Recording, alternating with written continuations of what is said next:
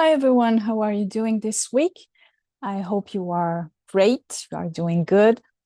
Welcome to a new episode of the weekly updates on astrology books, Jungian, post-jungian books, mythology books, events, courses, online courses mostly, and online, webinars. So if this is something that interests you, stay with us. So let's start off with a new book on astrology that just came out last month on March 25th. It is a book by astrologer Laurie Farrington, and the book is called How to Read and Interpret a Birth Chart, Guideposts for Understanding Natal Astrology. And what I really liked about this book is that in the contents page, you can see that there are some subjects that we don't see very often in astrology books, like the Aries point, like sect, if our chart is a day or night chart. Also, content about unaspected planets. This is something that we don't see a lot in astrology books. Retrogrades also, even though there are some excellent books, like the book by Erin Sullivan about the retrograde planets. It's something that we don't see all of the time in astrology books. So I thought that, dispositors, also the two faces of Pluto, this might be an interesting and different subject, a different take on Pluto, maybe. So yeah, I think this is a great book to, if you already are in the field of astrology, or if you are starting, I think that this might be a good addition to your library. So the book is out now, and you can purchase it through your local bookstore. Of course, I always say that it's very important to support local bookstores, but if you are like me in a different country where we don't speak the English language, for me it's the only way possible to get a hand on an English book is through Amazon. So I will leave all the links below. The next book is a book by Sharon Blackie that I really love a lot. I think all of her books, at least all are nonfiction books. At the moment, I have this one, Hagitude. I am reading it at the moment. And it's a really important book for women, but not also for the society. For women to, this is a book about the second half of life, as it is said. It is said, Hagitude, reimagining the second half of life. And Sharon Blackie, she goes through the mythology, the Western folklore and mythology. Of course, she is a psychologist, she's a mythologist. So in this book, it is about giving another perspective of the second half of life for women. She goes through many archetypes, like the alchemist, like the Amazon, and then she arrives at the medial woman. And I really like this perspective of hers. And it's very wholesome. There is a lot of information in this book that can give a lot of reflection. And if you are going through or entering, or if you have clients, if you are a therapist, or if you are an astrologer who work with women who are entering or are already in their second half of life, this book might help you to have that perspective or a different perspective on it. I would like to read you just a little bit of what she says here at the in the chapter called A Radical Beauty. And Sharon Blackie says, through all of our clever talk about psychological and spiritual transformation during major life transitions like menopause, this is what is so often forgotten. You can't do any of it properly if you haven't begun to come to terms with your changing body. In a sense, the journey to elderhood actually starts there, because whatever else we might or might not be, we are all embodied creatures. The body is literally the ground of our being. To ignore what is happening to it because we are horrified or afraid might be natural at first. But if that attitude doesn't shift, life soon becomes profoundly dysfunctional. This final life passage, which begins with menopause, is defined by our response to the many physical changes that inevitably we must undergo, no matter how hard we might try to keep them at bay. We have to grow up before we can grow into good elders.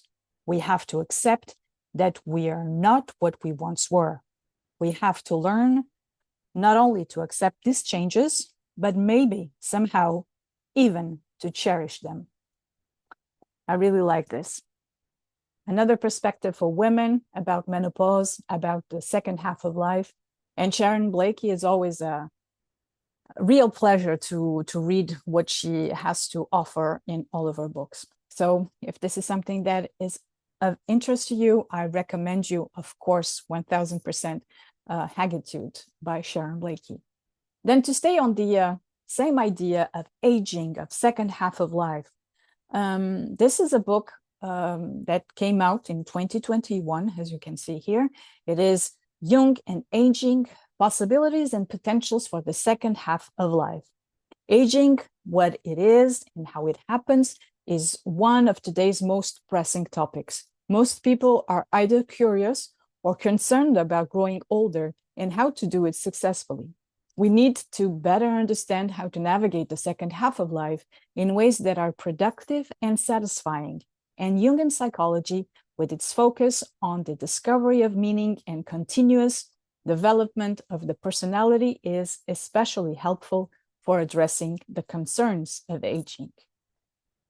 This is another book that that is about a conference that was given, a symposium on 2012, and where they gather depth psychology specialists on spirituality and gerontology. And there's also some essays by James Hollis. I told you about James Hollis on the last video. So yeah, if this is something that is of interest to you, this book might be a good addition to your library too. Then I thought that it would be nice to have the perspective of aging and the second half of life through astrology. And what better way to do it than with a course, a webinar. And at the moment, there is one that is coming. That is coming in May at the Niagara Astrology. It is on May 14th. It is called The Midlife Transits, The Bridge to Awakening, and it is given by Mark Lawrenson, who is an astrologer, a very popular teacher at the popular Sydney Astrology School. And this webinar is about the midlife transits that act as the intermission point of life.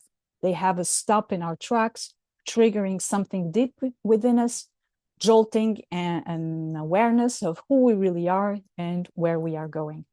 The three transpersonal planets, Pluto, Neptune, and Uranus, within a few years, all come into hard aspects with their natal selves. This vibration creates a perfect storm of transition. Join Mark as he shows us how to navigate these years, and they will be vital with raising the curtain on the second act of our lives. It really came to, I discovered this webinar just last week. So I thought that it was really nice to put together in this video where I am already talking about or showing you books on the second half of life.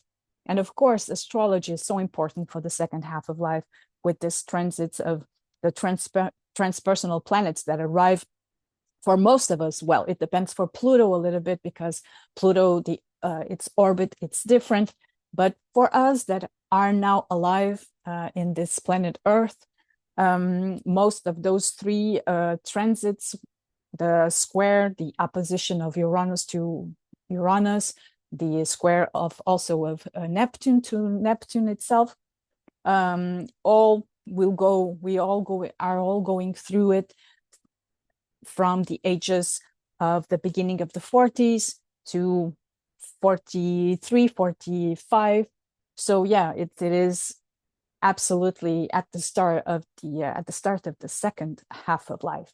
So if you want to delve deeper into this conversation and participation, and start to participate with the planets and what they are wanting to tell you, this webinar might be something that is of interest to you. So the webinar is, of course, by Zoom, and it is the price is 30 Canadian dollars.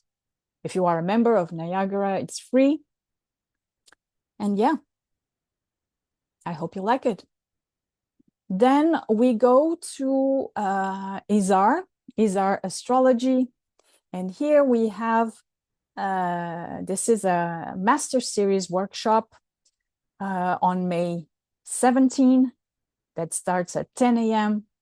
till 2 p.m. It is about predictive techniques. It is given by astrologer Anne Ortelee. And she says, the predictive techniques workshop will cover basic predictive techniques with a twist, including secondary progressions, solar arcs, planetary returns, planetary cycles, pinball energy flow, and transits. To build a successful astrology practice, it is helpful to have repeat clients who return year after year to get an overview of what's coming into their life. Using the client's natal chart while accurately applying various predictive techniques, the astrologer will be able to help the client understand how the energies at work affect their life. Accurate predictive information allows the client to make informed choices. In this time of massive planetary change, accurate, kind, and clear astrology is necessary. So if you want to go deep into predictive techniques, this is mostly, I would say, modern techniques, although, of course, secondary progressions, it's not really modern, but solar arcs, this is, there's no perfections, there's no Firdaria. So it's mostly focused on, some traditional, but most of all modern techniques. So if this is of interest to you, on May 17th, and Ortelee at the ISAR, and again, I will have all the links below. Then we go to the Jungian and post-jungian webinars, or at least programs or courses that I wanted to show you today. So I have this first one with the wonderful Maria Souza here. She is a comparative mythologist and educator, and she is bringing us this program. So here we have the course structure. It's a program based on the very well-known book by Dr. Clarissa Pinkola-Estes, Women Who Run with the Wolves. So this is 17 recorded sessions, and each session is focused on one chapter of the book, where the mythologist and facilitator Maria Souza will unpack the key elements, propose discussions, and bring to light the wisdom of each story. So you have here the session outline of each one of the sessions, 16 of them. This is a pre-recorded, if I'm not, this is 16 recorded sessions of 1.5 hours each, and you will have all of this in the program included. Yes, if you want to delve deeper into the this wonderful journey that this book allows us to do, Women Who Run with the Wolves, I highly recommend you the work of Maria Souza. The price is, let me check. Yeah, 372 euros. It will, if you are in another country, it will say, let me check on $398 if you are in the US. Then to stay on the idea of learning through or having a book as a guide, and also to discover more from that book, we have this 4 webinars that are going to happen at the C.G. Jung Institute of Los Angeles. This is really a good program to learn more about the Red Book, the Liber Novus by Carl Jung. If you are interested to delve deep into this book, which is complex, this is a pilot project to read Jung's Red Book. So it will be on 2 days, very intensive days, I think, because the first one is on Friday, June 6th, and then the 3 others are on the next day, June 7th. So yeah, this is a very intensive course, and it is done in person, but also online. Let me check. Where is it? Here it is. It's $50, and you'll have to check the time for where you live, because here in Europe it's going to be a little bit difficult to attend. It is at 7 p.m. Pacific time, so it's very late here in Europe. But if you are in the United States, in Canada, or even in Australia, I don't know, but check. This might be available to you at day hours. So yes, this is a pilot project that aims to give a close and substantial reading of the first half of the book, of the Red Book's Liber Novus, in 4 2-hour seminars. So there are 4, and each one of them is of 2 hours. Participants will read the text aloud in each seminar, set it within its historical context, and consider relevant intertexts. We will consider its meaning and allow for its impact upon us personally and its implication for clinical practice. The Red Book is Jung's presentation of his text in images, and the seminar will examine these images in detail and reflect on them. Participants are encouraged to use the break times and end of day for informal conversation with the instructor and one another. Light refreshments will be provided, well, if you are in Los Angeles. The program will not be recorded to ensure confidentiality among participants. So here it is. This is why I was telling you that it's really important to check the time, because there will not be recordings of it.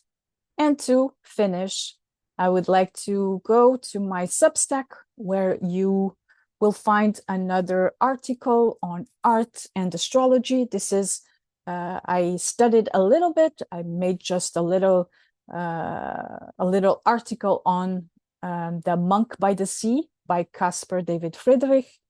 I'm sure you have already seen this beautiful painting somewhere. Caspar David Friedrich was born in September of 1774 in Germany. And here in this article, I talk a little bit about the transits that he was going through when he created this amazing painting, transits of Pluto and Neptune, that were, of course, showing the sublime. So if you want to know more on this particular artwork or others, because I also have other artworks and artists in my Substack, articles that I wrote about them, you will have the link below. So thank you so much for watching this video once again. Leave me a comment, a like if you liked this video, if it was of interest to you. And yeah, thank you so much. I will see you next week. Bye.